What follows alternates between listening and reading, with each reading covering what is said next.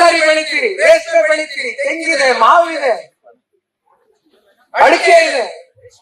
ರೇಷ್ಮೆ 50% ಹೆಚ್ಚು ರೇಷ್ಮೆ ಮೇಲೆ ಅವಲಂಬಿತರಾಗಿ ಜೀವನ ಮಾಡ್ತಾ ಇದ್ದೀರಿ. ತರಕಾರಿ ಬೆಳಿತಾ ಇದ್ದೀರಿ. ವೃಷಭಾವತಿ ನದಿ ಇವತ್ತು ಕಲುಷಿತ ಕಾಣ್ತಾ ಇದೆ.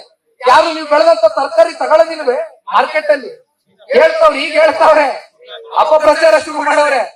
ಏನ್ ಇಷ್ಟು ವರ್ಷ ಏನಪ್ಪಾ ತಲೆಮಾರುಗಳಿಂದ ಬೆಳ್ಕೊಂಡ್ಬಂದು ಮಾರುಕಟ್ಟೆಗೆ ಹಾಕಿ ತರಕಾರಿಗಳು, ಅದರಿಂದ ಬರ್ತಕ್ಕಂಥ ಆದಾಯದ ಮೇಲೆ ಜೀವನ ಮಾಡ್ತಾ ಇದ್ವಿ. ಈಗ ವೃಷಭಾವತಿ ನದಿ ಕಲುಷಿತಗೊಂಡು ಬಿಟ್ಟಿದೆಯಂತೆ.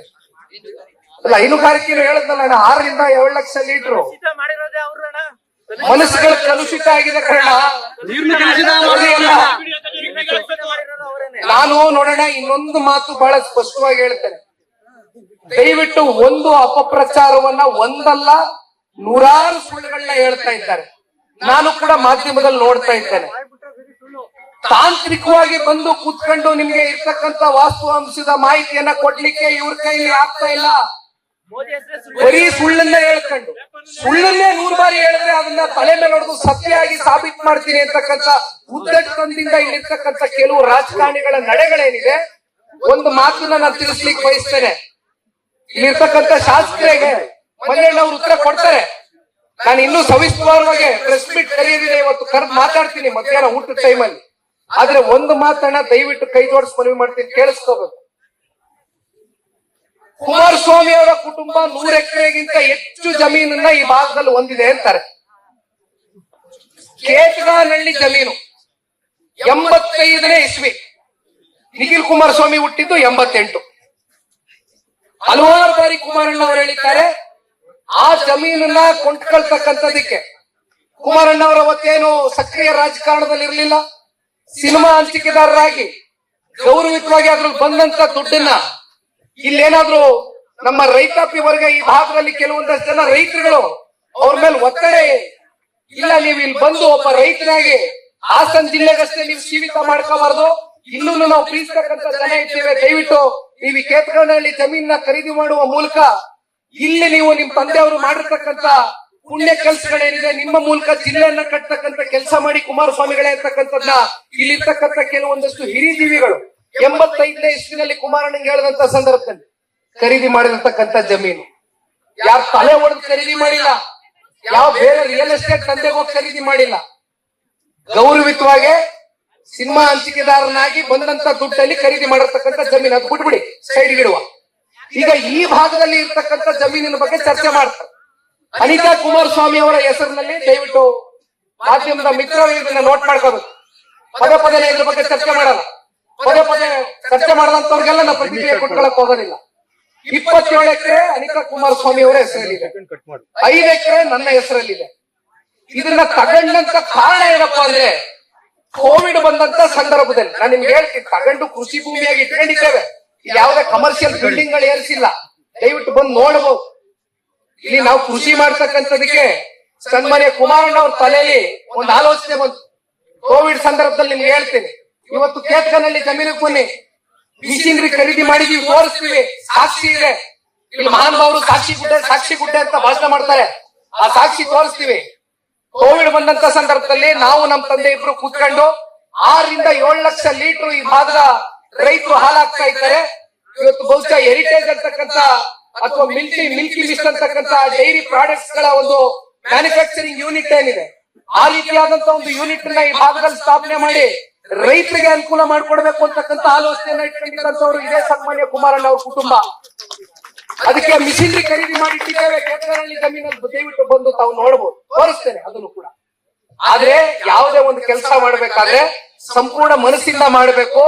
ಅದರಿಂದ ನಮ್ಮ ರೈತರಿಗೆ ಯಶಸ್ಸು ದೊರಕಬೇಕು, ಅದರಿಂದ ನಮ್ಮ ರೈತರಿಗೆ ಅನುಕೂಲ ಆಗಬೇಕು ಅಂತಕ್ಕಂಥ ದಾರಿಯಲ್ಲಿ ಕುಮಾರಣ್ಣ ಅವರು ಆಲೋಚನೆ ಮಾಡಿರ್ತಕ್ಕಂಥದ್ದು.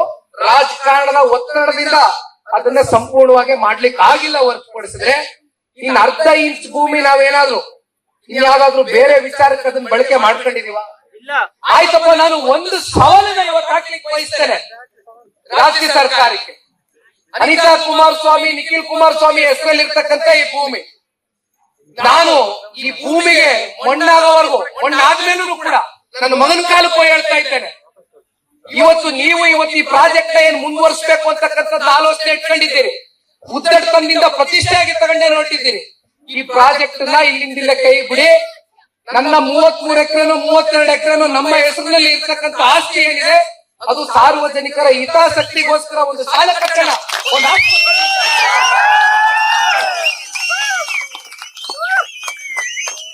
ಒಂದು ವೃದ್ಧಾಶ್ರಮ ಕಟ್ಟಡ, ಏನು ಬೇಕಾದ್ರೂ ಮಾಡೋಣ. ಸಾರ್ವಜನಿಕರ ಹಿತಾಸಕ್ತಿಗೆ, ರೈತರ ಹಿತಾಸಕ್ತಿಗೆ ಆ ಭೂಮಿಯನ್ನ ನಿಖಿಲ್ ಕುಮಾರಸ್ವಾಮಿ ಅವರ ಕುಟುಂಬ ಮೀಸಲಿಡ್ತೇವೆ.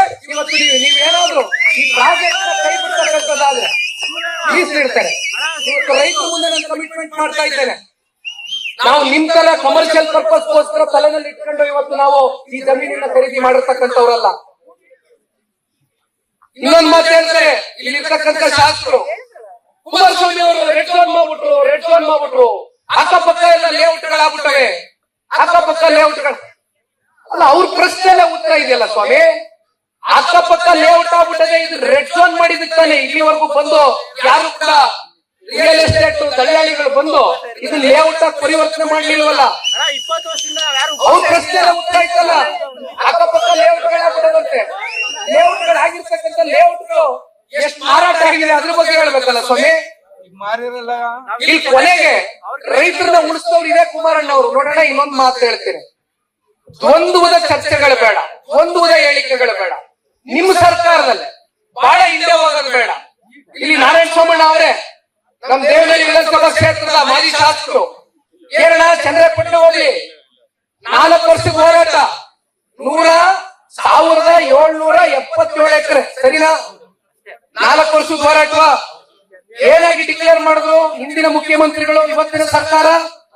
ಸ್ಪೆಷಲ್ ಅಗ್ರಿಕಲ್ಚರ್ ಝೋನ್, ವಿಶೇಷ ಕೃಷಿ ವಲಯ ಅಂತಕ್ಕಂಥದ್ದನ್ನ ಡಿಕ್ಲೇರ್ ಮಾಡಿದಂತವ್ರು ಯಾರು? ಚಂದ್ರಪಟ್ಟಣ ಹೋಬಳಿನಲ್ಲಿ ದೇವನಹಳ್ಳಿ ವಿಧಾನಸಭಾ ಕ್ಷೇತ್ರದಲ್ಲಿ ಏನ್ 25 ವರ್ಷದಿಂದ ಮಾಡಿದ್ರ? ಎಣ್ಣೆ ಮನೆ ತಾನೇ ಮಾಡಿದ್ದು ಅಲ್ಲಪ್ಪ. ನಾನು ಒಂದ್ ಮಾತು ಹೇಳ್ತೀನಿ, ಇವ್ರು ಮಾತು ಎತ್ತಿದ್ರೆ ಪಾಪ ಇಲ್ಲಿ ಇರ್ತಕ್ಕಂಥವ್ರು ಮುಖ್ಯಮಂತ್ರಿಗಳಾಗಿದ್ದಾರೆ, ಜಿಲ್ಲೆಯಿಂದ ನೀವೆಲ್ಲ ಮುಖ್ಯಮಂತ್ರಿಗಳಾದವ್ರೆ. ಸತ್ಯವಾದ ನಮ್ಗೆ ಹೊಟ್ಟೆ ಉರಿ ಇಲ್ಲ ಗುರು, ಎಲ್ರಿಗೂ ಭಗವಂತ ಅವಕಾಶ ಕೊಡ್ತಾನೆ, ಜನರ ಅವಕಾಶ ಕೊಡ್ತಾನೆ. ಅಲ್ಲಿವರೆಗೂ ನಾವೆಲ್ಲ ಕಾಯ್ತೀವಿ, ನಮ್ಗೆ ಯಾರ ಮೇಲೂ ಹೊಟ್ಟೆ ಉರಿ ಇಲ್ಲ. ಅದೇನಪ್ಪ ಮಾತು ಎತ್ತಿದ್ರೆ ನಾನ್ ಡಿನೋಟಿಫಿಕೇಶನ್ ಮಾಡಲ್ಲ, ನಾನ್ ಡಿನೋಟಿಫಿಕೇಶನ್ ಮಾಡಿದ್ರೆ ಜೈಲ್ ಬಂದ್ಕೊಳ್ತೀನಿ, ನನಗ್ ಪೆನ್ನು ಪೇಪರ್ ಕೊಡಿ ಅಂತ ನಿಮ್ಮ ಹತ್ರ ಪೆನ್ನು ಕೀಸ್ಕೊಂಡ್ರು, ಪೇಪರ್ ಕಿತ್ಕೊಂಡ್ರು. ಪೆನ್ನು ಯಾರು ಬಳಕೆ ಮಾಡ್ತೀರಿ ಸ್ವಾಮಿ? ಯಾರು ಬಳಕೆ ಮಾಡ್ತೀರಿ? ಈಗ ನಾನು ಕೇಳೋದು ಮಂಜಣ್ಣವ್ರೆ, ಈಗ ರಾಜ್ಯ ಸರ್ಕಾರ ರೆಡ್ ಝೋನ್ ಆಗಿ ಕುಮಾರಣ್ಣ ಅವ್ರ ಕಾಲಘಟ್ಟದಲ್ಲಿ ಡಿಕ್ಲೇರ್ ಆಗಿದೆ ಅಂದ್ರೆ ಮತ್ತೆ ರಾಜ್ಯ ಸರ್ಕಾರಕ್ಕೆ ಇದನ್ನ ತಿದ್ದುಪಡಿ ಮಾಡ್ತಕ್ಕಂಥ ಶಕ್ತಿ ಇದೆಯೋ ಇಲ್ವೋ ಶಾಸನದಲ್ಲಿ? ಇದೆಯಾ ಇಲ್ವೋ? ಅಷ್ಟರ ನಾವು ಮಾಡಿದವ್ರು ಅಂದಿನ ಮುಖ್ಯಮಂತ್ರಿ ಯಾತಕ್ ಮಾಡಿದ್ರು ಕುಮಾರಣ್ಣ ಅವರ ಅವತ್ತು ರೆಡ್ ಝೋನ್ ಆಗಿ? ರೈತರು ನುಡ್ಸಕ್ಕೆ ಅಣ್ಣ, ಕುಮಾರಣ್ಣವರು ಇದೇ ಕುಮಾರಣ್ಣವರ ಕೃಷ್ಣ ಕಚೇರಿ, ಅಂದಿನ ಮುಖ್ಯಮಂತ್ರಿಗಳ ಅಧಿಕೃತ ಕಚೇರಿ. 3 ಮೀಟಿಂಗ್ ಮಾಡ್ತಾರೆ ಅಲ್ಲಿ. ಜನತಾದಳ ಪಕ್ಷದ ರೈತರು ಬನ್ನಿ, ಮತ್ತೊಂದು ಪಕ್ಷದ ರೈತರು ಅಂತಕ್ಕಂಥದ್ದನ್ನ ಯಾರ ಮೇಲೂ ಹಣಪೇಟಿ ಕಟ್ಲಿಲ್ಲ ಕುಮಾರಣ್ಣ ಅವರು. ರೈತರು ಅಂತಕ್ಕಂಥದ್ದು ಎಲ್ಲರೂ ಒಂದೇ, ದಯವಿಟ್ಟು ಬನ್ನಿ, ಅದೇನ್ ಚರ್ಚೆ ಮಾಡುವ, ಕೂತ್ಕೊಂಡು ನಿಮ್ ಕಷ್ಟ ಏನಿದೆ ನನ್ನ ಹತ್ರ ಹಂಚ್ಕೊಳ್ಳಿ. ಅಹಂಕಾರ ತೋರಿಸಲಿಲ್ಲ, ಗರ್ವ ತೋರಿಸಲಿಲ್ಲ. ಗರ್ಭ ಯಾವತ್ತೂ ಕೂಡ ಉಪಯೋಗ ಮಾಡುವಂತವರಲ್ಲ. ತಲೆಬಾಗದು ಇವತ್ತು ಹೇಳ್ತಾರೆ. ನಾನ್ ನೋಡಿದೆ ಯಾವ್ದೋ ಒಂದು ಮಾಧ್ಯಮಕ್ಕೆ ಇಲ್ಲಿ ಇರ್ತಕ್ಕಂಥ ಹಿರಿ ಜೀವಿ ಒಬ್ರು ರೈತರು ಕುಮಾರಣ್ಣ ಹೇಳಿದಂತ ವಿಚಾರನ ಅವ್ರ ಬಾಯಲ್ಲಿ ಬಂದದ್ದು ನೋಡಿದ್ದೀವಿ. ಒಂದು ಗ್ಯಾರಂಟಿ ನ್ಯೂಸ್ ಚಾನಲ್ ಮಾತಾಡಿಲ್ಲ. ಒಂದೊಂದು ವಿಚಾರನೂ ನಾನು ನೋಡ್ತಾ ಇದ್ದೀನಿ, ಅಪ್ಡೇಟ್ ನೋಡ್ತಾ ಇಲ್ಲ ಅಂತ ಬಿಡಿ. ನಿಖಿಲ್ ಕುಮಾರಸ್ವಾಮಿ ಇದಕ್ಕಿಂತ ದೊಡ್ಡ ಕೆಲಸ ನನ್ಗೆ ಇನ್ನೇನಿಲ್ಲ, ನಿಮ್ ಜೊತೆ ನಿಂತ್ಕೊಂಡು ಅವ್ರು ಹೇಳ್ತಾರೆ ಕುಮಾರಣ್ಣ ಅವರು ಯಾವಾಗ ಪರಿವರ್ತನೆ ಮಾಡ್ಕೊತಾರೆ ಮನ್ಸು ಅಂದ್ರೆ, ಒಂದು ರೈತ ಮಹಿಳೆ, ಒಂದು ತಾಯಿ ಒಂದು ಕುಮಾರಣ್ಣ ಅವ್ರನ್ನ ನಾವು ಇದ್ರ ಮೇಲೆ ಜೀವನವನ್ನ ಕಟ್ಕೊಂಡಿದ್ದೇವೆ, ನಮ್ಗೆ ಭೂಮಿ ತಾಯಿಯನ್ನ ನಂಬ್ಕೊಂಡು ಜೀವನ ರೂಪಿಸ್ಕೊಂಡಿದ್ದೇವೆ, ಕೈ ಮಾಡಿ ಪ್ರಾಜೆಕ್ಟ್ ನ ಕೈ ಬಿಡಿ ಅಂದಾಗ ಕುಮಾರಣ್ಣ ಅವರು ಫೈನಲ್ ನೋಟಿಫಿಕೇಶನ್ ಹೊರಡಿಸಿರ್ಲಿಲ್ಲ. ಪ್ರಥಮ ಸೂಚನೆ ಮಾಡಿದ್ರು, ಪ್ರಥಮ ನೋಟಿಫಿಕೇಶನ್ ಪ್ರಿಲಿಮಿನರಿ ಆಗಿತ್ತಷ್ಟೇ, ಪ್ರಾಜೆಕ್ಟ್ ಅಪ್ರೂವಲ್ ಮಾಡಿದ್ರು. ಅರ್ಥ ಮಾಡ್ಕೊಳ್ಳಿ, ಕುಮಾರಣ್ಣ ಅವರು ಯಾವತ್ತೂ ಕೂಡ ರೈತರ ವಿರುದ್ಧವಾಗಿ ಅವರ ಜೀವನದಲ್ಲಿ ತೀರ್ಮಾನ ತಗೊಂಡಂತವರಲ್ಲ. ಸುಮ್ನೆ ಇಲ್ಸಂದಿರ ಆರೋಪಗಳು ಮಾಡ್ಕೊಂಡು ಕಥ ಕಟ್ಟೋದು ಬೇಡ. ನಾವು ಎಲ್ಲದಕ್ಕೂ ಹೋರಾಟಕ್ಕೆ ಸಿದ್ಧರಾಗಿ ತಯಾರಾಗಿ ಬಂದಿರ್ತಕ್ಕಂಥವ್ರು ನಾವು ರೈತರ ಮಕ್ಕಳೇ. ನಮಗೂ ಗೊತ್ತಿದೆ ಯಾವ್ಯಾವ ಸಂದರ್ಭದಲ್ಲಿ ಯಾವ್ಯಾವ ವಿಚಾರಕ್ಕೆ ಎದುರ್ಕೊಂಡು ಓಡಾಡ್ತಕ್ಕಂಥ ಮಕ್ಕಳು ನಾವೇನಲ್ಲ. ಅವರ ಬೆದರಿಕೆಗಳಿಗೆ ಯಾವ ಕೂಡ ದೇವೇಗೌಡರ ಕುಟುಂಬ ಇಲ್ಲಿವರೆಗೂ ರಾಮನಗರ ಜಿಲ್ಲೆಯಲ್ಲಿ ತಲೆ ತಗ್ಗಿಸ್ತಂತವ್ರಲ್ಲ. ಅರ್ಥ ಮಾಡ್ಕೋಬೇಕಾಗಿರ್ತಕ್ಕಂಥದ್ದು ಸುಳ್ಳು ಬೇಡ. ಬನ್ನಿ ಕೂತ್ಕೊಂಡು ಚರ್ಚೆ ಮಾಡೋಣ. ಈಗ ರೆಡ್ ಝೋನ್ ನಿಮ್ಗೆ ಅವಕಾಶ ಇದ್ದಾಗ ಈಗ ಅದೆಂತದೋ ನಾನು ಜೈಲ್ಗೆ ಹೋಗ್ಬಿಡ್ತೀನಿ ಅಂತಾರೆ. ಅಲ್ಲ, ಈ ಸಾರ್ವಜನಿಕರ ಹಿತಾಸಕ್ತಿಗೆ ರೆಡ್ ಝೋನ್ ಅಂತ ಮಾಡಿದಾಗ ಮತ್ತೆ ಸಾರ್ವಜನಿಕರ ಹಿತಾಸಕ್ತಿಗೆ ರೆಡ್ ಝೋನ್ ತೆಗಿಬೇಕು ಅಂತಂದಾಗ ನಿಮ್ಗೆ ಯಾರು ಸ್ವಾಮಿ ಹಿಡ್ಕೊಂಡಿರೋರು? ಪೆನ್ನು ಪೇಪರ್ ಕೊಟ್ಟಿಲ್ಲ ಸ್ವಾಮಿ, 4 ಕ್ಷೇತ್ರ ಸಿಲೆಕ್ಷನ್ ಸ್ವಾಮಿ ಇಲ್ಲಿ ಜಿಲ್ಲೆನಲ್ಲಿ. ಆಯ್ತಪ್ಪ, ಕೊನೆ ಒಪ್ಕೊಂಡ್ಬಿಡ್ಲಿ, ಪ್ರಾಜೆಕ್ಟ್ ನ ಇಲ್ಲಿ ನಿಲ್ಸ್ಲಿ, ನಾವು ಬರ್ತೀವಿ. ನಿಮ್ ಮಾಡಿರುವಾಗ ನಾವು ಬಂದ್ಬೇಕಾದ್ರೆ ಮತ್ತೆ ರೆಡ್ ಝೋನ್ ತೆಗೆದು ಬೀಸಾಕಿ ಶಕ್ತಿ ತುಂಬಿಸಿ ನಂಬಿಕೆ ಹೇಳಿ. ಹೋಗ್ಬೇಡಿ. ನಾವಾಗ್ಲಿ ಮನೆಯವರಾಗಿ ರಾತ್ರಿ 12 ಗಂಟೆಯಲ್ಲಿ ಫೋನ್ ಮಾಡಿ ಬಂದು ನಿಂತ್ಕೊತೀವಿ ನಿಮ್ ಮುಂದೆ.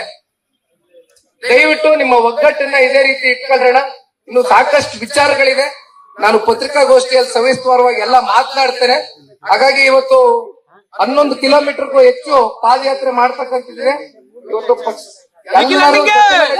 ಇನ್ನೊಂದು ಕೈ ಜೋಡಿಸಿ ಮನವಿ ಮಾಡ್ತೇನೆ.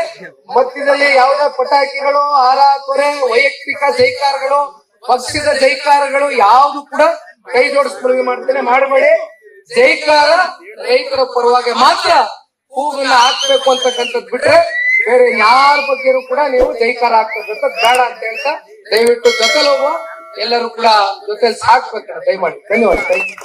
ಲೇಟೆಸ್ಟ್ ಹಾಗೂ ಇಂಟ್ರೆಸ್ಟಿಂಗ್ ಸುದ್ದಿಗಳಿಗಾಗಿ ಬಾಸ್ ಟಿವಿ ಕನ್ನಡ ಚಾನೆಲ್ನ ಸಬ್ಸ್ಕ್ರೈಬ್ ಮಾಡಿ. ಹಾಗೆಯೇ ಬೆಲ್ ಐಕಾನ್ ಪ್ರೆಸ್ ಮಾಡಿ. ಇದರ ಜೊತೆಗೆ ಫೇಸ್ಬುಕ್, ಇನ್ಸ್ಟಾಗ್ರಾಮ್, ಎಕ್ಸ್ ನಲ್ಲೂ ಮಿಸ್ ಮಾಡದೆ ಫಾಲೋ ಮಾಡಿ.